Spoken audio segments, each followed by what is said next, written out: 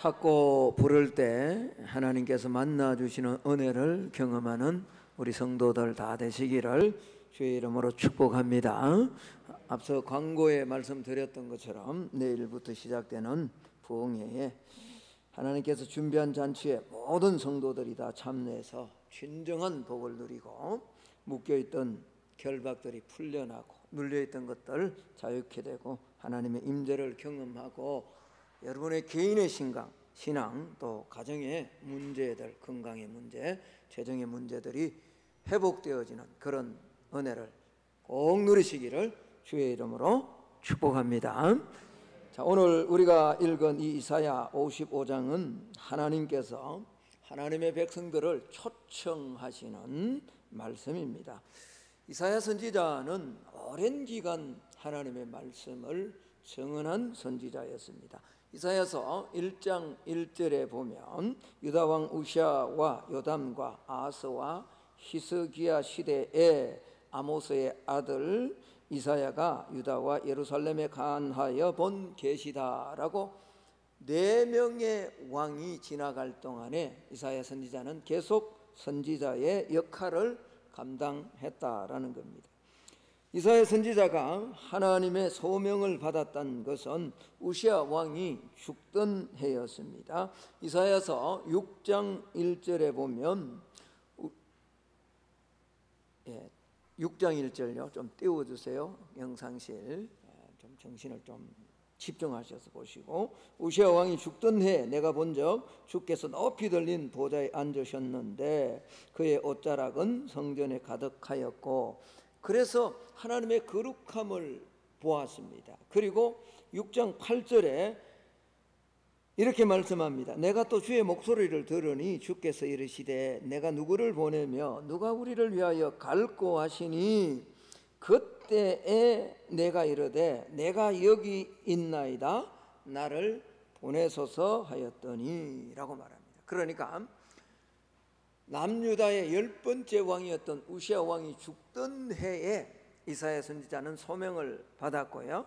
그 다음에 그의 아들 요담, 아하스, 히스기야까지 긴 기간 동안 선지자의 역할을 감당했다라는 겁니다. 그런데 많은 학자들이 이 이사야서를 한 척으로 보지 않고 때로는 제1 이사야, 제2 이사야, 심지어는 제3 이사야까지 그렇게 나누기도 합니다. 여러 가지 이유가 있지만 이렇게 이사야 선지자가 다 성경을 기록한 것이 아니라 1, 2로 나누어 다른 사람이 기록했다라고 이렇게 말하는 이유는 1장에서 39장까지와 40장에서 66장까지의 내용이 문체가 너무 다르다는 겁니다.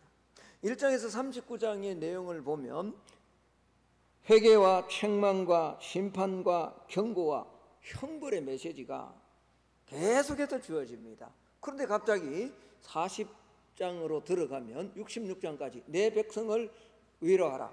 여러분 이사야 40장을 통해서 핸델의 메시아라는 곡이 나오지 않습니까? 연말이 되면 교회에서 가끔 연주하는 핸델의 메시아 위로하는 내용으로 갑자기 바뀝니다. 그리고 66장까지 계속 위로와 격려와 소망과 희망의 메시지가 전달된다라는 거죠. 그래서 이사야 한 사람이 쓴 성경이 아니라 어떤 사람은 1 이사야, 2 이사야로 이렇게 나누기도 한다라는 겁니다. 그러나 여러분 절대로 그렇게 생각할 이유가 없습니다. 이사야 선지자가 이 66권을 쓸 때 앞부분은 다른 사람, 뒷부분은 이사야, 혹은 앞부분은 이사야, 뒷부분은 다른 사람이 기록한 책이 아니라 이사야 선지자 한 사람이 다 기록을 했습니다. 다만 어떻게요? 1장에서 39장은 멸망하기 전에 이스라엘 백성들을 향해서 주시는 하나님의 예언과 경고의 메시지죠.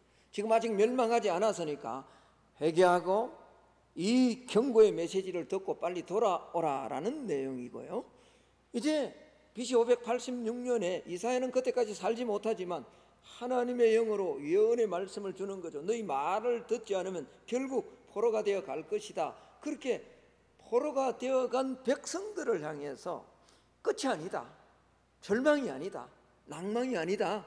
하나님은 다시 회개하면 회복시켜 주시고 다시금 소망과 희망이 있다라는 메시지를 40장부터 66장까지 하나님께서 주시는 내용이다라는 거죠. 자, 이런 측면에서 보면 오늘 우리가 살피는 이 55장의 말씀을 듣는 유대인들은요, 바벨론의 포로가 되어서 몇십 년간 산 사람들을 향해서, 포로가 되어 있는 사람들을 향해서 주신 메시지임을 알 수가 있습니다.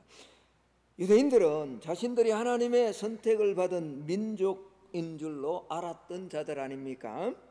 무슨 일이 있어도 하나님께서 자신들을 특별하게 지켜주실 것이라 라고 굳게 믿었던 사람들입니다. 그래서 어쩌면 그들은 하나님이 그렇게 경고하셨는데도 그 고집을 버리지 않고 우상 숭배의 길, 죄악의 길을 끊임없이 갔는지도 모릅니다. 그런데 영원히 지켜주시겠다라고 하던 다윗의 왕국, 또 유다 왕국이 완전히 멸망해 버렸습니다. 솔로몬이 지었던 그 화려했던 궁전, 또 화려했던 하나님의 성전이 완전히 파괴되어 버렸습니다. 나라의 값진 보물들은 전부 빼앗겨 버렸습니다. 똑똑한 젊은이 기술자들, 좀 배웠거나 능력 있을 것 같은 사람들은 전부 포로가 되어서 다 끌려간 거죠. 여러분, 끌려가지 않은 사람들은, 남아있는 백성들은 제대로 삶을 살았느냐? 그렇지 않습니다. 끌려가지 않은 백성들도 어떻게요? 노예와 같이 바벨론의 지배를 받으며 삶을 살았습니다. 그러니까 이들은 자신들의 세계가 완전히 무너져 버린 거죠. 정치, 경제, 사회적 기반만 무너진 게 아닙니다. 성전이 파괴됨으로 인해서 그들이 굳게 믿었던 여호와 하나님에 대한 신앙마저 완전히 무너지고 말았다라는 거죠. 여호와 하나님이 가장 강한 신인 줄 알았는데, 하나님인 줄로 알았는데 하나님이 지켜주신다는 이 유다 왕국이 져버린 거죠. 여러분, 고대 전쟁은 신과 신들의 전쟁이지 않습니까? 그래서 하나님의 백성들이 이겨야 되는데 바벨론이 이겨버렸습니다. 이 말은 뭐죠? 내가 믿던 유일하신 여호와 하나님보다 바벨론의 신이 더 강하다라는 거죠. 이러한 가운데요, 여전히 한쪽에서는 하나님의 말씀을 붙들고 신앙을 회복해야 한다라고 더욱 열심을 내는 다니엘과 같은 선지자, 에스겔과 같은 포로로 끌려갔지만 하나님의 말씀대로 살려고 하는 선지자들도 있었습니다. 그러나 대다수의 사람들은요, 포로 생활에 익숙해져서 적당히 타협하고 또 체념하면서 살고 있다라는 겁니다. 사실 이들은 포로 신세였지만 바벨론에서의 삶이 그렇게 고통스럽고 그렇게 살지 못할 만큼 괴로운 것만은 아니었다라는 겁니다. 다만 뭐죠? 조국이 무너진 거죠. 포로가 되어 멸망해 버린 거죠. 그리고 자신들은 지금 당장 고국으로 돌아갈 수 없을 뿐이지, 그곳에서 적당하게 순종하고 적당하게 타협하면 살면 관직에도 오를 수 있었고, 나름대로 엘리트로서, 기술자로서 능력을 인정받으며 먹고 살만한 그런 삶을 살 수 있다라는 거죠. 우리 역사적으로도 임진왜란 때 많은 사람들이 일본으로 끌려갔습니다. 그런데 그 가운데요, 모두가 고통스러운 삶을 산 건 아니잖아요. 특별히 도공들은요, 기술이 있었기 때문에 대접받는 삶을 살았잖아요. 누구보다도, 어쩌면 일본 현지 사람들보다 훨씬 더 대접받는 그런 삶을 그곳에서 살았거든요. 그래서 집장촌을 이루어서 지금까지도 그 후손들이 일본 지역에 살고 있지 않습니까? 그러니까 뭐죠? 이곳의 삶이 그렇게 고통스러운 것만은 아니었다라는 겁니다. 우리가 잘 아는 것처럼 훗날 이 페르시아의 코레스라는 왕이 나와서 다 자기 고향으로 돌아가라라고 할 때, 여러분, 많은 이스라엘 백성들이 포로로 잡혀갔던 많은 유다인들이 돌아오지 않았습니다. 돌아온 사람들은 겨우 한 6만 명 정도 그 정도 사람만 돌아왔다라는 거죠. 이미 그곳에서 기반을 잡고 살아가는 사람들이 상당히 많았다라는 것을 알 수가 있는 거죠. 이것은 바벨론이 그들을 포로로 잡아간 이유는 쓸만한 인재들을 끌고 와서 이스라엘이나 이스라엘뿐만 아니라 다른 나라도 그 나라 사람들이 더 이상 회복될 수 없도록 그렇게 한 이유 때문이지, 완전히 잡아온 사람들을 고통을 주려고 한 것은 아니었다라는 겁니다. 그래서 바벨론에서 그럭저럭 적응하며 안정적인 삶을 살 수가 있었다라는 거죠. 문제는 뭐죠? 이런 이유 때문에 이 포로가 된 삶 속에 살아가는 이들 가운데 여호와를 찾거나 여호와를 간절히 부를 마음을 가진 자들이 점점 사라진다라는 게 문제였죠. 여호와의 신앙이 없어도 그냥 포로가 되었지만 먹고 사는 데는 문제가 없었다라는 겁니다. 그들에게 이스라엘이란 나라는 이미 망해버린 나라일 뿐이었습니다. 그렇게 절망과 체념 속에서 오늘 살아가고 있는 이 백성들에게, 이 유대인들에게 오늘 이사야 선지자는 다시금 초청합니다. 희망의 메시지를, 희망의 복음을 선포하는 거죠. 여러분, 이사야는 지금 유대인들의 심정을 잘 알고 있습니다. 목은 마른데 먹을 물이 없고요, 돈도 없고 먹을 양식도 없습니다. 나름대로 열심히 일은 하지만 그렇다고 배부르게 먹지도 못합니다. 성실하게 살고 열심히 살면 희망이 보일 것 같지만 꼭 그런 것만도 아니라는 거죠. 그래야 뭐죠? 포로일 뿐이죠. 그럭저럭 먹고 살지만은 포로의 신세로 사방이 적들인 세상에서 이 유대인들이 어떻게든 살아나려면 땀 흘리고 일할 수밖에 없는 거죠. 그래서 그들은 정말 열심히 악착같이 일했다라는 겁니다. 그렇게 고단한 유대인들에게 오늘 이사야를 통해서 하나님께서는 초청합니다. 진짜 참된 기쁨과 구원의 감격을 누리는 삶을 좀 살아보라고 하나님께서 초청을 하는 거죠. 여러분, 오늘 1절 말씀을 우리 같이 한번 읽어보기를 원합니다. 1절입니다. 오라 너희 목마른 자들아 물로 나오라. 돈 없는 자도 오라. 너희는 와서 사 먹되 돈 없이 값없이 와서 포도주와 젖을 사라. 3절도 한번 볼까요? 너희는 귀를 기울이고 내게로 나와 들으라. 오라는 거죠. 오라는. 예. 여러분, 하나님의 초청입니다. 목마른 사람들에게 물을 줄 테니까 물로 나오라는 거죠. 돈 없어도 걱정하지 말고 거저 주시는 포도주와 젖을 사라라고 그렇게 말합니다. 여러분, 오늘 1절에서 하나님께서 이스라엘 백성들을 향한 간절함과 긴급함이요 5차례나 초청하면서 명령어를 써서 하나님 이스라엘 백성들을 초청하고 있다라는 거죠. 나오라고 말합니다. 오라고, 와서 살아. 5차례나 명령어를 사용합니다. 제가 1절을 다시 한번 읽어볼 테니까 여러분 조용히 한번 따라오십시오. 오라 너희 목마른 자들아 물로 뭐하라고요? 나오라. 돈 없는 자도 뭐하라고요? 오라. 이게 명령어예요. 너희는 뭐해서? 와서 사 먹되 돈 없이 값없이 뭐해서? 오라고. 와서 포도주와 젖을 뭐하라고요?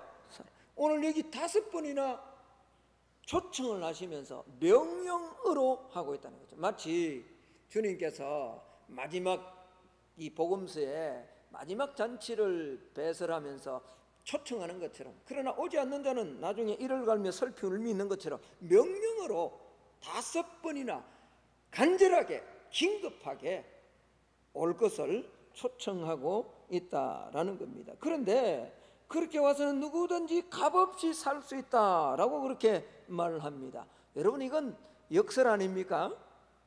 어떻게 대가를 치르지 않고 물건을 살 수 있습니까? 그러나 선지자가 강조하고자 하는 포인트가 이겁니다. 세상에 가장 값진 것이 아무런 대가 없이 거래되고 있다는 것을 와서 좀 알라는 겁니다. 여러분, 이게 뭘까요? 이게 은혜고 이게 복음입니다. 하나님 안에 와서 누구든지 돈 없어도, 목마른 자도 와서 주님 안으로 와서 돈 없어도, 아무런 조건이 없어도 와서 살 수 있고 목마름과 갈증과 배고픔을 해결할 수 있는 것이 복음이라는 거죠. 하나님의 은혜라는 거죠. 그러니까 오라라고 말씀하고 있는 거죠. 하나님이 주시는 구원의 약속입니다. 목마르고 가난하고 굶주린 백성들에게 하나님께서 주실 풍성한 은혜를 약속하는 말씀이죠. 비록 포로 생활을 하고 있지만 그 안에 참된 기쁨과 자유를 하나님께서 주시겠다라는 구원의 약속입니다. 그렇습니다. 하나님께서 오라고 말씀하시는 것은 바로 초청의 말씀입니다. 하나님의 나라로 우리를 부르시는 거죠. 회복과 구원을 약속하시는 새로운 세계로. 왜 여러분이 심령 부흥회를 준비할까요? 영적 새로운 은혜를 한번 경험해 보자는 겁니다. 여러분들이 지금까지 초등학교 수준에서 신앙생활 했다면, 에스겔 선지자가 말씀하고 있는 것처럼 발목 신앙에서 지금 머물고 있다면 무릎 신앙까지 한번 경험해 보자는 겁니다. 무릎 신앙에 지금 머물고 있는 자들이 있다면 여기까지 차서 성령이 막 인도하시는 대로 성령의 나타남을 경험하는 그런 은혜의 세계를 한번 경험해 보자는 겁니다. 그래서 오라는 겁니다. 와서 나오라. 그리고 하나님이 거둬주시는, 세상은 거둬주지 않지만 복음과 은혜, 하나님의 복음 거듭 받을 수 있으니까 오라는 겁니다. 여러분, 왜 하나님이 이스라엘 백성들을 초청하시고 저와 여러분을 초청할까요? 우리가 사는 모습이, 이스라엘 백성들이 사는 모습이 너무 안타까워서 그래요. 2절 말씀을 한번 보겠습니다. 같이 한번 읽습니다. 너희가 어찌하여 양식 아닌 것을 위하여 은을 달아주며 배부르게 하지 못할 것을 위하여 수고하느냐. 내게 듣고 들을지어다. 그리하면 너희가 좋은 것을 먹을 것이며 너희 자신들이 기름진 것으로 즐거움을 얻으리라. 영적인 부유함을 값없이 얻을 수 있는데 어찌 우리를 충족하지 못할 것들을 위해서 그렇게 수고하고 고생하냐는 거예요. 포로로 잡혀있는 하나님의 백성들이 사는 모양이 열심히 일하는 게, 일 안 하는 게 아니에요. 열심히 일을 하고 열심히 수고하는데 정작 그들은 뭐죠? 배부르지 못해요. 갈증이 있어요. 정작 그렇게 수고했는데 양식도 얻지 못하고 여전히 배고픈데 왜 자꾸 하나님 없이 그 길을 가냐는 거예요. 너무 안타까운 거죠. 여러분, 오늘날에도 여전히 먹고 사는 문제가 모든 것을 압도하는 시대입니다. 사람은 먹고 사는 문제가 걸리면 모든 문제가 절박하고 처절해지죠. 그래서 믿음이 약한 성도들 대부분 올라와서 부르짖는 것이 사실은 여기에 걸립니다. 괜찮아요. 왜? 하나님은 그런 과정을 통해서, 그런 신앙의 과정을 통해서 그것 이상의 우리가 알 수 없는 놀라운 복이 있음을 하나님은 그리로 인도해 주시기 때문에 그렇습니다. 근데 문제는 이곳에만 머물러 있으면 안 된다는 거예요. 이걸 좀 뛰어넘어야 된다라는 말이죠. 다 먹고 살려고 하는 것이다. 신앙생활 먹고 살려고 하는 겁니까? 아니잖아요. 저는 우리 성만의 성도들이 영의 눈이 열려지기를 축복합니다. 그래서 부르심의 소망이 무엇이고, 우리가 그렇게 좁은 길 가고 세상에서 환난을 당하지만 믿음의 길을 달려갈 때 마지막에 하나님이 예비하신 우리를 위한 기업의 풍성함이 어떤 것인가를 발견할 줄 아는 우리 성만의 성도들이 되기를 축복합니다. 그래서 무엇인가의 포로가 되어서 오늘 이사야 시대의 사람들만이 아니라 오늘 이 시대의 우리들도 다 분주하게 너무나 바쁜데 기쁨이 없습니다. 감동이 없어요. 얼굴을 보면 너무 찡그렸어요. 평안이 없어요. 요즘 시대가요, 불안으로 가득 찬 시대인 것 같아요. 어린 아이들로부터 어른들까지 정말로 열심히 살아갑니다. 제가 언젠가 예화를 한번 들었습니다만, 여러분 혹시 엘리베이터나 이런 때 어린아이들을 한번 물어보세요. 너무 바빠요. 어른들보다 더 바빠요. 얼마나 그렇게 무슨 자기가 임윤찬인가요? 그것도 될 것도 아닌데 피아노 학원 마치면 또 수영 학원 가야 되고요. 그거 마치면 또 뭐죠? 너무너무 바쁩니다. 여러분 얼마나 바쁘게 사는지 몰라요. 아침에 일찍 일어나 저녁 늦게까지 수고의 떡을 어른만 먹는 게 아니라요, 너무 고달픈 삶을 살아갑니다. 무한 경쟁 시대에 눈코 뜰 새 없이 그렇게 경쟁해서 이기려고 살아갑니다. 세상은 자꾸 그렇게 부추기잖아요. 그런데 하나님의 사람들도 그게 맞다라고 그렇게 따라가니까 문제가 되는 거죠. 청년들은 일할 일터가 없습니다. 취업의 문들이 얼마나 좁은지, 결혼하기는 또 얼마나 힘든가요. 그렇게 결혼했지만 아이를 낳고서 양육하기가 얼마나 힘들어졌는지, 그래서 결혼은 하지만 아이 못 낳겠다는 겁니다. 하나 낳으면 끝나요. 사실은 이 부분에 대해 저도 할 말이 없습니다. 저도 전도사 때 너무 힘들으니까 그냥 큰 놈만 낳고 안 낳으려고 그러더라고요. 하나님께서 또 은혜를 주셔서 우리 둘째가 태어났습니다만 그때보다 훨씬 더 힘들어요. 더 어려워졌어요. 그래서 세상은 계속해서 이런 경쟁으로 사람들을 몰고 갑니다. 열심히 살지 않는 것이 아니잖아요. 그렇게 달려갔는데 문제는 배가 부르지 않다라는 거예요. 먹는데도 배부르지 못하고 마시는데도 흡족함이 없다는 거예요. 그래서 학개 선지자는 이런 하나님의 백성들이 살아가는 삶의 모습을 학개서 1장 6절에 이렇게 말씀을 합니다. 제가 한번 읽어드릴게요. 이거 영상이 준비되지 않았을 겁니다. 너희가 많이 뿌릴지라도 수확이 적으며 먹을지라도 배부르지 못하며 마실지라도 흡족하지 못하며 입어도 따뜻하지 못하며 일꾼이 삭설 받아도 그것을 구멍 뚫어진 전대 넣음이 되느니라. 그러잖아요. 많이 뿌려요. 열심히 산단 말이에요. 근데 수확이 없어요. 먹는데 배가 부르지 않아요. 마시는데 흡족함이 없어요. 열심히 일해서 삭설 받는데 기름값으로 다 나가버려요. 열심히 살지 않는 게 아니에요. 열심히 사는데 뭐죠? 우리의 삶이 점점 더 힘들고 살기가 어렵다라고 말하는 거예요.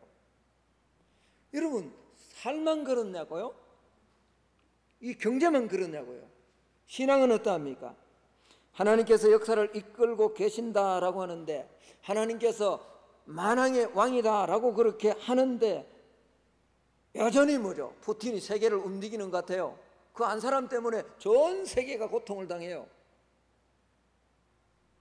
그래서 과거 우리 믿음의 선조들은 기도하며 하나님께 기적을 베푸는 것을 경험을 했는데, 하나님의 도우심으로 이렇게 부국이 되었는데 세계 속에 우뚝 선 교회들로 성장의 맛을 보았잖아요.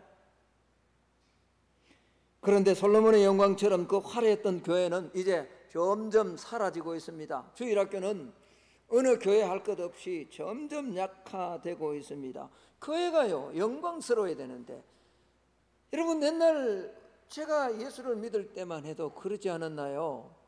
장로님이나 권사님이 배우지 못했고 다른 사람들보다 그렇게 많은 재력을 가지지 않았지만 검은 성경 하나 들고 가면 사람들이 인정해 주었다가 저 예수 믿는 사람이구나 라는 교회의 영광이 있었는데, 어느 순간 오늘 교회 부자들이 많습니다. 많이 석박사, 목회자들도 마찬가지입니다. 학사, 석사, 박사 많이 있습니다. 근데 문제는 어느 순간 교회가 사회로부터 비난받는, 사회가 교회를 걱정하는 이런 시대로 지금 바뀌어 버렸습니다. 마치 이스라엘 백성들이 선택받은 하나님의 사람들이라 지켜주실 줄 알았는데 바벨론의 포로가 되고 적국이 더 강한 나라가 된 듯한 상황 속에 오늘 하나님의 성도들이 딜레마에 빠져버렸대요.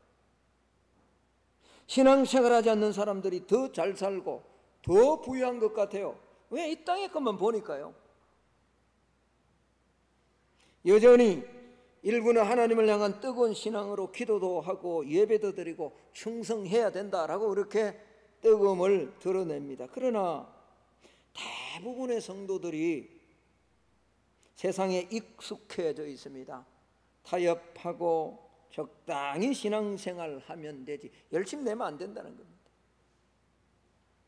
그런데 그렇게 적당하게 살면 하나님이 막 토해내 버려야 되는데 문제는 뭐죠? 그렇게 사는데도 내가 내 입에서 토해내고 싶다라고 하나님이 보고 계시는데 하나님이 여전히 참고 기다리세요. 그래서 자신의 삶에 문제가 없는 거, 이게 진짜 더 큰 문제잖아요. 신앙생활이라는 것이 그냥 주의를 지키는 것이지 더 이상 무슨 예배드림으로 질병이 떠나가고 예배드림으로 묶여있는 어둠의 세력, 흉악한 결박들이 풀어지는 이런 경험을 한 번도 하지 않아도 괜찮은 거예요. 그리고도 장로가 되고 그리고도 권사가 되고 그리고도 집사가 되고 그리고도 목사가 되어도 아무런 문제가 없는 시대에 지금 우리가 살고 있는 거예요. 그런데 오늘 말씀과 동일하게 만족함이 없습니다. 열심히 사는데 많이 뿌렸는데 수확이 없습니다. 먹는데도 배부름이 없습니다. 마시는데도 여전히 갈급합니다.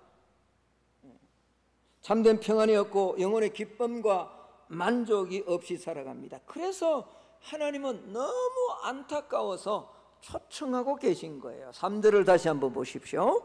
이렇게 초청을 합니다. 너희는 귀를 기울이고 내게로 나와 뭐 하라고요? 샤마, 들으라. 그리하면 너희 뭐가 살겠다고요? 영원히 살면 만족함이 찾아옵니다. 영원히 살면, 저와 여러분의 영원히 살면 참된 기쁨이 회복됩니다. 여러분 진짜 영원히 살면 여러분 안에 있는 우리 가정과 우리 자녀들 안에 있는 문제도 반드시 해결될 줄로 믿습니다. 영원히 죽은 채로 여전히 양식하는 것을 위해서 달려가고 배부르게 못할 것을 위해서 수고하니까 문제가 되는 거죠. 그래서 하나님은 오늘 하나님의 자녀들을 강력하게 초청하시는 겁니다. 6절 말씀입니다. 같이 한번 읽어봅니다. 너희는 여호와를 만날 만한 때 찾으라. 가까이 계실 때 그를 부르라. 옆 사람과 그렇게 한번 인사합시다. 만날 만한 때 찾읍시다. 가까이 계실 때 부릅시다. 좀 인사 좀 하세요. 여기도 대답 안 하고 여기도 그렇게. 여러분 제가 너무 안타까워요. 이건 제 책임입니다만 우리 성도들이 너무 점잖해요. 아멘 해야 될 때도 아멘 안 하고요. 너무 점잖해요. 너무 점잖해. 점잖할 때 점잖하더라도 예배 드릴 때 은혜 받을 때는 모든 채통을 다 내려놓기를 주의 이름으로 축복합니다. 제가 탈북자들 가서 말씀을 수요일날 드렸잖아요. 다 춤을 추는데 나만 춤을 못 추는 거예요. 그게 내 모습이었어요. 내 모습. 왜 춤을 못 춥니까? 배운 신학 때문에. 그게 뭐라고요?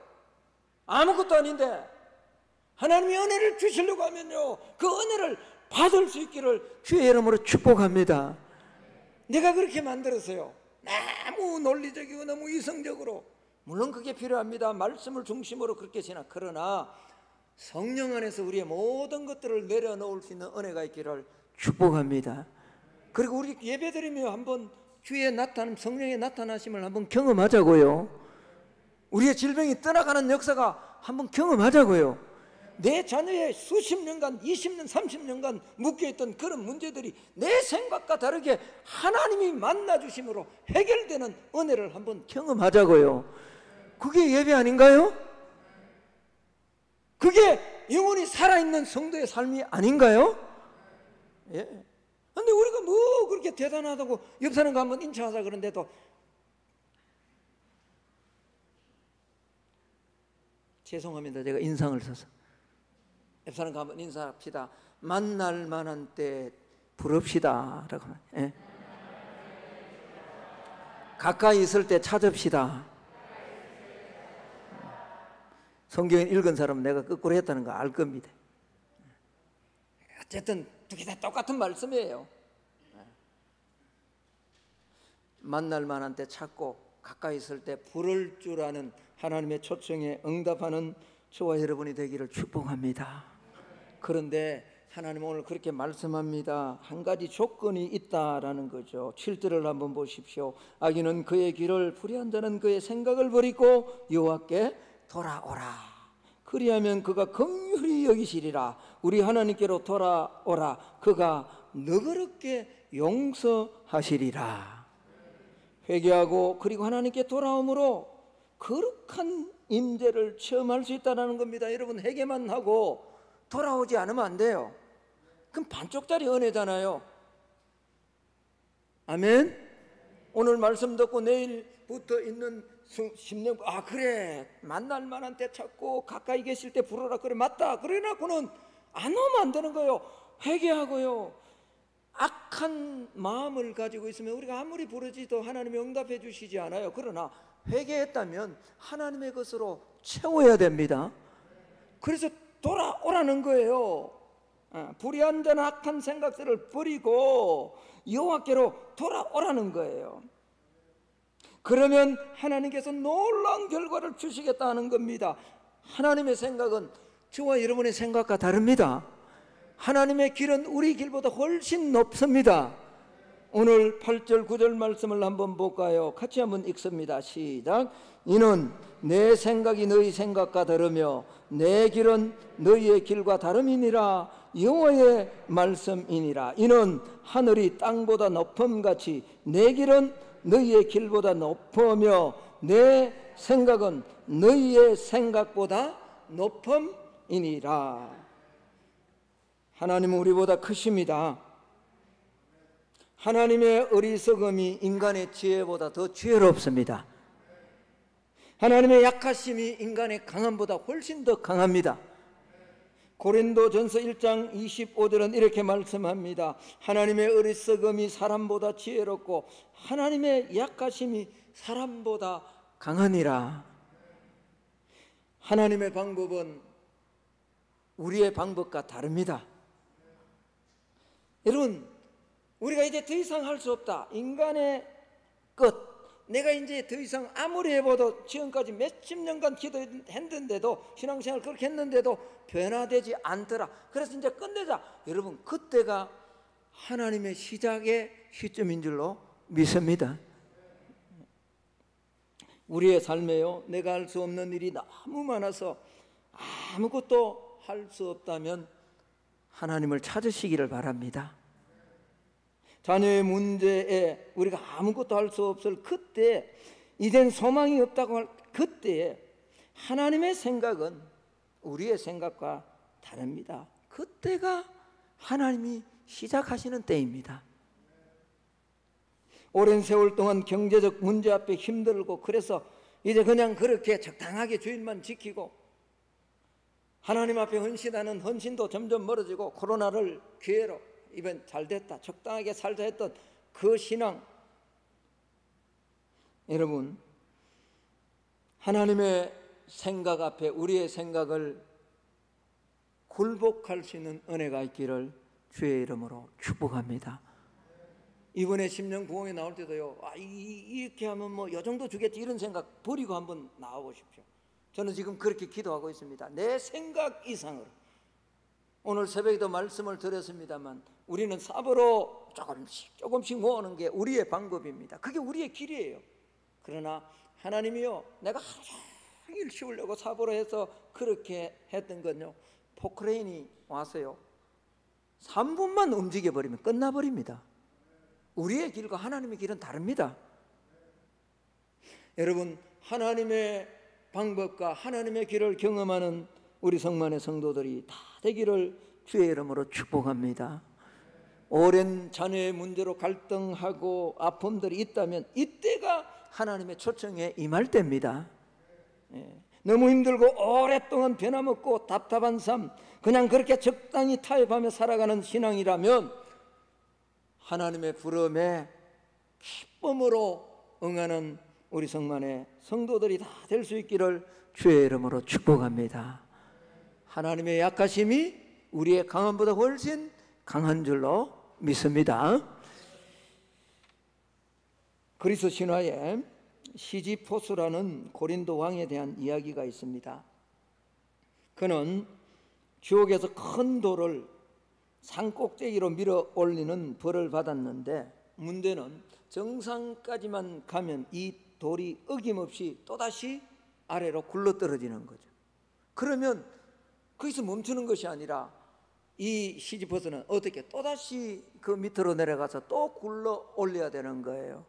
그런데 땀 흘려 죽을 고생하고 올라가면, 정상에 가면 이 돌은 여지없이 또다시 어떻게 해요? 떨어지는 거예요. 그러면 그걸 또다시 올리는 거예요. 이 일을 계속 반복하는 거예요. 여러분, 우리가 하나님 없이요, 하나님의 은혜를 경험하지 못하고요, 하나님의 성령, 하나님의 초청을 무시하고 내 힘으로 노력하는 것이 마치 이와 같은 삶이라는 사실을 꼭 기억하셔야 됩니다. 저는 이번 이 부흥회를 통해서 이런 무의미한 우리의 삶, 끊임없이 노력하는데 씨를 많이 뿌리는데 열매가 없습니다. 먹는데 배가 부르지 못합니다. 마시는데 흡족하지 못합니다. 열심히 일해서 삭을 받았는데 남는 게 하나도 없어요. 구멍 뚫린 전대와 같은 그런 삶을 살아가는 우리 성만의 성도들의 삶 속에 오늘 주님이 초청하는 이 초청 앞에 기꺼이 응함으로 이런 모든 우리의 방법들, 우리의 생각들이 무너지고 하나님의 방법으로 채우시고 해결하는 은혜를 경험하는 우리 성만의 성도들이 다 될 수 있기를 예수님 이름으로 축복합니다. 하나님, 우리 성만의 성도들이